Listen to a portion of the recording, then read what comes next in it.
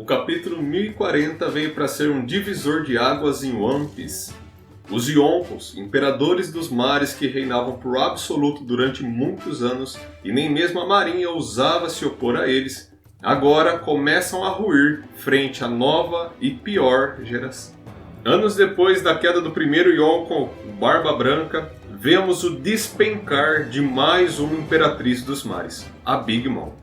Quais as consequências essa nova era trará? Será que o mundo está preparado para lidar com a queda dos Yonkos?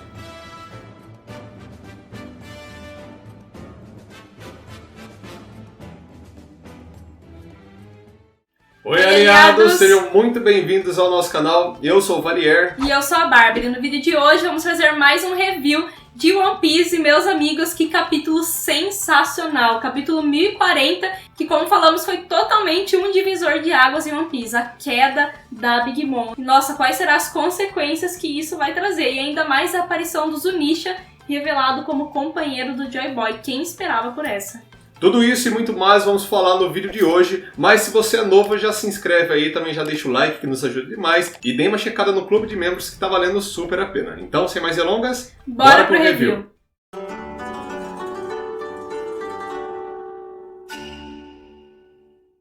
E já começamos o capítulo 1040 com o título Palavras que não têm efeito na nova geração, com a capa do Niji e do Yonji lembrando de como eles foram derrotados pela Big Mom. Foram espancados, né, pela Big Mom. Inclusive, essa história de capa da Germa foi denominada como uma criatura que nem mesmo a ciência dava conta, né? E realmente é o que a Big Mom é, né? Assim como a gente viu lá em Holy Cake, quando eles foram tentar dar um dano nela, como que foi difícil pra atacar ela até superficialmente, pra fazer ela sangrar. E agora, né, essa capa entra em um contraste muito interessante com o que a gente vê no capítulo, que, meus amigos... A coisa foi brava. Bom, e nós começamos de fato o capítulo com a continuação dos acontecimentos do capítulo passado. Então nós vemos ali o Kid usando seu canhão eletromagnético na Big Mom, porém mesmo com dois ataques tão fortes, né, que foi o do Lau e o do Kid depois, a Big Mom ainda não havia sido derrotada, né? Ela já começa a tentar se reerguer e usa a sua habilidade, o Soul Pox, nas pessoas que estão ali em volta para tirar tempo de vida deles e também se fortalecer, né? Nós vemos até os tripulantes do Kid e do Lau totalmente desesperados, falando para eles fugirem que a Yonko ainda não havia sido derrotada. Frente a essa monstruosidade, qualquer um ficaria com medo, né? E só o fato deles ficarem com medo já é um ponto que faz as almas deles começarem saírem, né? E a Big Mom poder puxar. Mas nem todos ficaram com medo. E a Big Mom lança duas perguntas que é de amedrontar qualquer um. Ela pergunta se a pessoa quer perder 50 anos de vida ou se tornar escrava da Big Mom. Não dá pra saber o que é pior, né? E a reação dela, ela utilizando a sua habilidade Soul Pocos, ô louco. E a reação de geral frente a isso, né? Esse monstro que é a Big Mom, era simplesmente de medo. Inclusive eles estavam pedindo para os capitães saírem de lá, fugir, que eles não iam dar conta. Mas aí que tá. Tanto o Kid quanto o Lau não escolheram nenhum dos dois. Eles simplesmente falaram, como a gente pode ter medo dessa velha moribunda, dessa velha acabada que é a Big Mom agora, né? A gente não tem medo, a gente já tá certo que vamos vencer, né, essa luta. Inclusive o Lau fala que esses gritos da Big Mom, ele ainda fala os gritos finais, porque já tá certo que ela vai perder, está doendo os ouvidos dele, né, que ele não tá gostando de escutar isso. Então, pra calar logo a boca dessa Yonko chata, o Lau ele usa a sua habilidade de uma forma muito bacana e totalmente inspirada na habilidade do Corazon. Eu achei isso muito incrível porque, mesmo depois de tantos anos da morte do Corazon, o Lau ele mantém as suas memórias vivas, né? Isso que é lindo, porque realmente foi o homem que salvou a vida dele. Então, ali com a sua habilidade despertada, ele cria um rum que não deixa vazar, né, nenhum grito, nenhum barulho da Big Mom, fazendo com que ela fique totalmente em silêncio. Vale ressaltar que esse impedimento da voz da Big Mom escapar impede a habilidade dela de puxar as almas dos companheiros também. Porque como ninguém tá escutando aquelas perguntas dela, né, ela também não consegue amedrontar o pessoal, tirar a vida deles. Foi muito bem pensado pelo Lau também, né? E eu vi algumas pessoas comentando sobre isso, né, sobre como assim o Lau ele consegue usar a habilidade parecida com a do Corazon. Bom, eu interpretei que ele, com a sua fruta despertada, ali dentro da sala, ele consegue fazer o que quiser, né? Antes ele já conseguia fazer muita coisa, mas agora com sua Akuma no Mi despertada, o poder dele abrange muito mais, né? Então, ali dentro do room, simplesmente ela ficou em silêncio. Eu pensei nisso. É curioso a gente pensar como. Né? Como que o Lau conseguiu isso, né? É interessante a gente ver essa relação, né? Que o Lau, lembrando o coração, conseguiu replicar um golpe, né, do coração. E assim como o Luffy, né, lembrando do Ace, conseguiu replicar um golpe parecido com o Ace. É muito bacana essa semelhança que o Oda fez. É muito curioso como, mas ele fez. É uma conseguiu, licença, né, poética assim do Oda, né? Porque é a mesma forma que não faz muito sentido o Luffy conseguir produzir fogo. Então é uma referência que ele coloca pra trazer mais ainda lembrança desses personagens que já se foram. E bom, nessa situação, a Misery, né, aquele ataque vivo que a Big Mom tinha criado, ela parte pra cima do Lau, querendo impedir ele de atrapalhar a Big Mom. E nesse meio tempo acontece uma cena simplesmente maravilhosa, muito bem sincronizada e, inclusive, não dá, eu tenho que parabenizar o Lau por essa cena. O cara, ele tava simplesmente incrível o capítulo inteiro. Ele tava lidando com uma Big Mom como se não fosse ninguém. Exatamente. Nossa, meu Deus, incrível. Gente, o louco, sabe, a certeza, a confiança no Lau de que eles estavam indo bem, foi incrível, muito bom. E com um simples golpe, sem utilizar nada, somente a sua espada, o Lau corta a Misery no meio. E o Kid, como se fosse bem sincronizado com esse golpe do Lau, intensifica o seu damage punk bem na Big Mom, afundando ela na ilha.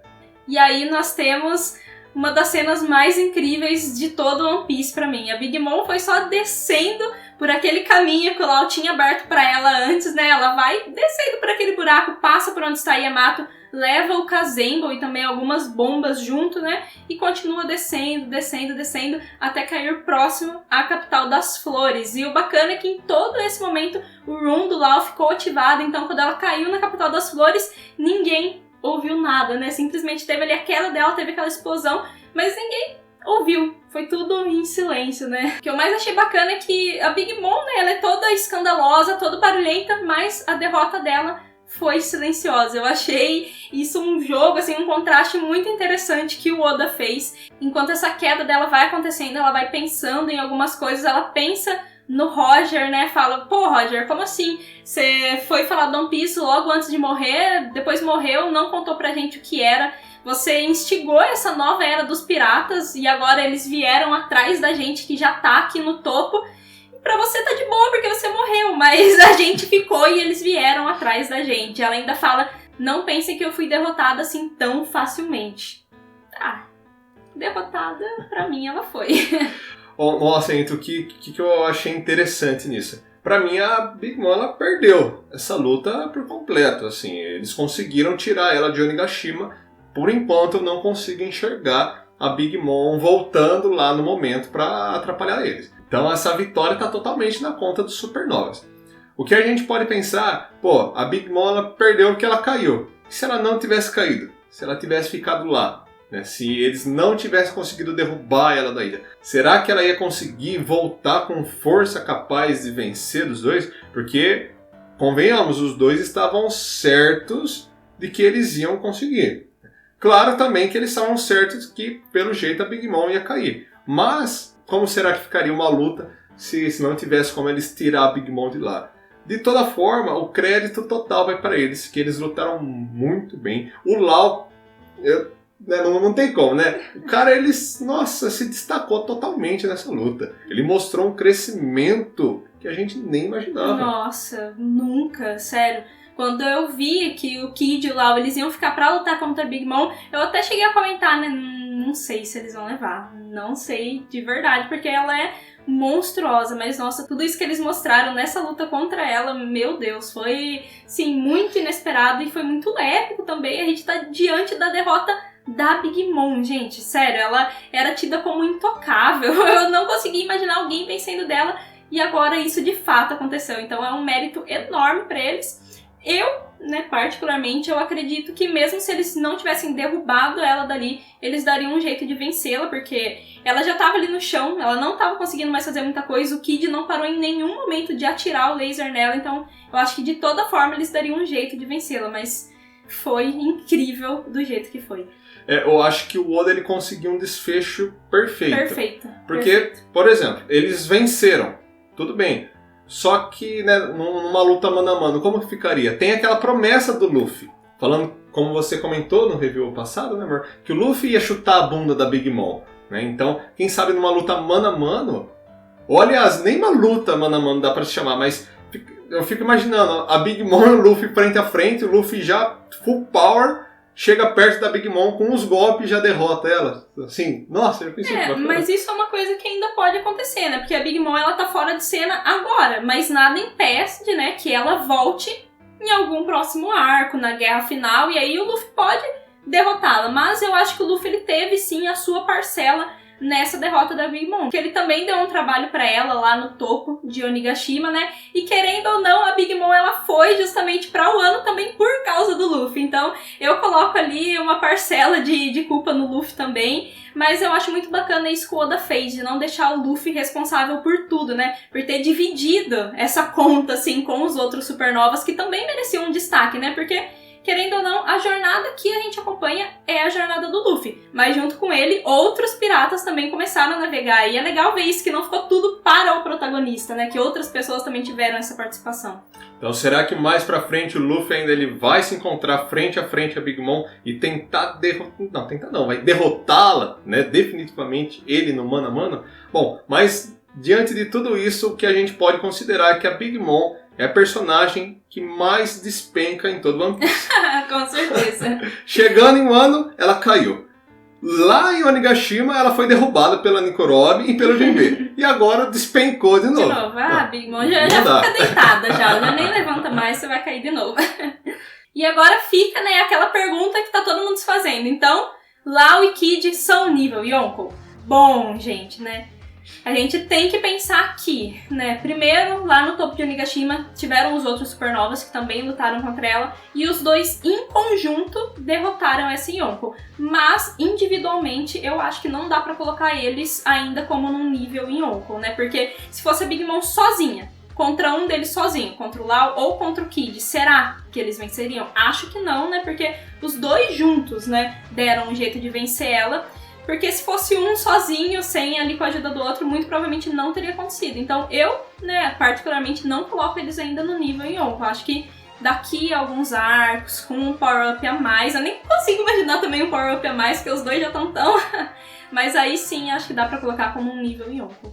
Teve até um comentário de um inscrito perguntando, né, sobre, eles estão em nível almirante. Pô, antes dessa vitória, pra gente... Se ele chegasse frente a frente com o Almirante, com o Yonko, sozinho, os caras iam se derrotar, né? Sem sombra de dúvidas. Agora dá pra gente pensar que talvez eles tentariam lutar. Tentariam. Só que ainda assim, né, sozinho é difícil. Sozinho difícil. Os dois em conjunto, como eles derrotaram a Big Mom, né, creio eu que derrotariam o Almirante, mas sozinho aí já fica mais difícil, né?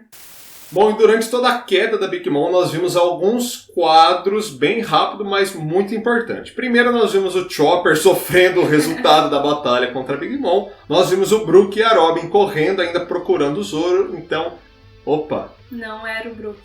Não era o Brook, aquela figura da morte lá.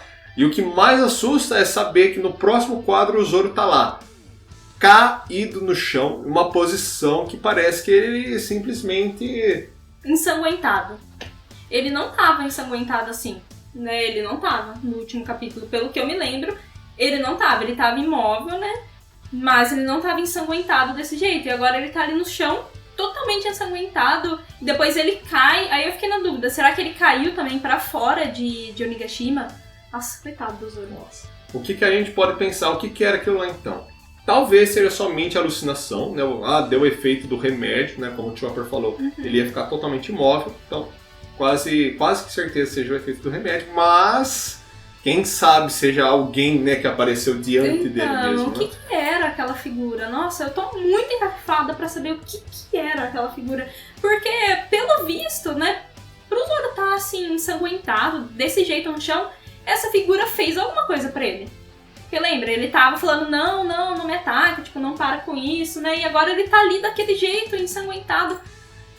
Alguma coisa aconteceu. Zoraço. Bom, além disso, nós temos também um quadro da Hiyori com o Orochi. Eles ainda estão sentindo também os abalos, os efeitos da luta contra a Big Mom. Com certeza a Hiyori, ela tá tramando ali alguma coisa pra fazer contra o Orochi, né? Que isso seja rápido, porque eu não aguento mais ver o Orochi. Outra coisa que eu não aguento mais também, mas que agora parece que tá chegando no fim, é a luta do Raizou contra o Fukurokujo, né? Mas eu achei muito bacana ver o Fukurokujo no chão, pedindo água, e o Raizou ali em pé, né? Então ele não cedeu de nenhum jeito, muito provavelmente ele levou essa também. Quem pede água, pede arrego, né? Exatamente. Então deu já, Oda, tá? Deu. Não, mas foi muito épico ver o Raizou lá. Foi bacana. O cara mandou muito bem, né? Eu encho o saco, assim, né, nessa parte dessa luta, porque eu gosto mesmo de encher o saco, mas foi bacana, foi. E algo que a gente não pode deixar de falar é a questão do Kazembo, né? A gente viu que ele foi puxado. Vale ressaltar, né? O Kazembo ele é um espectro, mas é um fogo. Então, com aquele vácuo, né, da Big Mom caindo, o oxigênio, né, esse vácuo, ele meio que puxou o fogo na direção do oxigênio que estava indo. Ele foi no embalo ali com a Big Mom, ele foi puxado. Por isso que ele foi junto, né? Então a Yamato já tá ok. Ok. Uma parte das bombas ali foi junto com a Big Mom, aí ó. Big Mom, querendo ou não, ajudou. Fez um ótimo trabalho. E antes de irmos para as páginas finais dos capítulos, vale ressaltar aquela cena dos dois capitães totalmente cansados pós a batalha, mas mantendo a pose de vitoriosos. Nossa. É o que eu preciso ressaltar, não que eu seja puxa-saco do Lau, mas que o cara tem estilo, ele tem. Ele continua sentado ali, tranquilo, né? O Kid, né, ele tá ali no chão, mais assim, derrotado. E o Lau lá sentado, tranquilo. O Lau, ele terminou a luta como ele começou, né? Tranquilo, o cara é muito estiloso. Não, mas eu também, né, como eu falei, gosto de encher o saco, eu encho o saco do Kid, mas eu também gosto muito dele. Eu achei que ele foi muito épico também nessa luta. E agora nós chegamos à página final do capítulo, então, diante daquele buraco que a Big Mom devastou ali, a Yamato conseguiu ter uma visão do Momonosuke e eles conseguiram conversar. E o Momo, ele fala para a Yamato que ele está ocupado agora, né, tentando puxar a Nigashima, e que ele precisa falar rápido, porque provavelmente ele vai pedir para a Yamato fazer alguma coisa. Então ele diz que o Zunisha está se aproximando deles. E a Yamato diz, o Zunisha, aquele elefante que apareceu no diário do Oden, o Momonosuke fala que sim, aquele que cometeu um crime há 800 anos atrás, e o mais importante, o companheiro do Joy Boy. Nossa, gente, o que será que é isso? Nossa, eu me arrepio, gente, só de falar, porque quando eu li isso eu fiquei, gente, o quê? Não é possível. Como as coisas elas vão se encaixando aos poucos, né? Sim, Ainda deixa um monte de mistério pela frente, mas começa, tá se né? encaixando, né? As coisas estão começando a tomar um rumo, assim, de que parece que agora, de fato, a gente vai começar a entender melhor o que aconteceu, quem que era o Joy Boy, o que aconteceu nesses 800 anos atrás. Talvez demore pra Oda falar, sim, mas aos poucos está se concluindo, né? A primeira questão, né, sobre como será que foi a relação entre os dois, né? E ainda em cima do mesmo ponto, qual será o pecado que Zunisha cometeu para ficar assim, né? Então, né, será que quem condenou ele a andar durante todo esse tempo foi alguém que fez também alguma coisa contra o Joy Boy? Ou será que na verdade foi um pedido do Joy Boy para ele andar por todos esses anos para levar Zou a um lugar seguro? Sempre traz mais dúvidas do que respostas. E é muito bacana nos atentarmos a dois pontos. Primeiro ponto, Momonosuke ficou em Zou para tentar conversar com Zunisha. Muito bem, deve ter dado super certo. E também ele deu uma leve folheada no diário de Oden. Uhum. Então lá, ele, tanto lá em Zou, conversando com o Zunisha, quanto lendo o diário do seu pai, com certeza a cabeça dele deve ter, nossa, expandido um monte de coisa, um monte de informação que vai ser super importante pra gente. E agora, com o comentário do Momonosuke, falando que ele está ocupado, será que ele vai pedir pra Yamato fazer alguma coisa? E o que será que o Zunisha vai fazer agora em Wano? Eu tô muito ansiosa, assim, pra saber qual rumo que isso tudo vai tomar, gente. Bom, eu ia me retratar aqui, eu até tava comentando com a Bárbara antes da gente gravar o review, que nos últimos reviews, acho que no anterior ou no penúltimo, eu comentei, o Zunisha tem 1000 anos. Aí depois que eu vi isso, eu falei, opa, será que ele tem 800 anos? Aí eu voltei, li os mangás, conferi e... Não. Aparentemente, dá a entender que ele tem mesmo 1000 anos. Então, talvez se ele recebeu o castigo 800 anos atrás, ou ele pertence a alguma raça que vive por bastante tempo, né? Aí depois ele recebeu a maldição, continuou vivendo, ou, né, ele é um gigante que vive há bastante tempo e 200 anos depois, né, ele se tornou amigo do Joy Boy e tudo mais, foi amaldiçoado, né? Sim. Será que aquele chapéu de palha que tem lá em Mary Joy, sei lá, era do Zunisha? Então, o do Joy Boy também, que Nossa, é sim, um chapelão grande, né? Essa teoria de que o Joy Boy poderia ser um gigante, pra mim também é muito interessante, né? Quem sabe ele realmente era um gigante, viveu também por muito tempo, pra ser companheiro do Zunisha, né? Porque se o Zunisha vive há 1000 anos... O Joy Boy morreu há 800. Aqueles 200 anos antes, será que eles foram companheiros durante todo esse tempo? Muita coisa pra pensar, né? Bom, agora aguardar os próximos capítulos. Pelo jeito, nós vamos ter um enfoque um pouco maior em Zunisha, ainda em Wano. Os dois que já estão cientes dos relatos do Diário de Oden vão ter uma participação fundamental na revelação, né, de vários mistérios. E, de todas as lutas, a única que falta é a do Luffy. Eu acho que talvez no próximo capítulo o Oda traga mais um pouco dessa luta do Luffy contra o Kaido e deixe isso do Zunisha um pouco mais pro final, assim, de Wano. Depois que terminar toda a batalha, todo aquele caos, aí né? vem mais essa conclusão, assim, pra explodir ainda mais nossa cabeça, como todo final de arco de One Piece é, né? Bom, pessoal, esse foi o nosso review. Infelizmente, semana que vem não teremos capítulo, mas fiquem tranquilos que vamos trazer algum outro conteúdo. Agradecemos muito a vocês que nos acompanharam até aqui. Nós vamos encerrando por hoje então e até a próxima, pessoal. Tchau!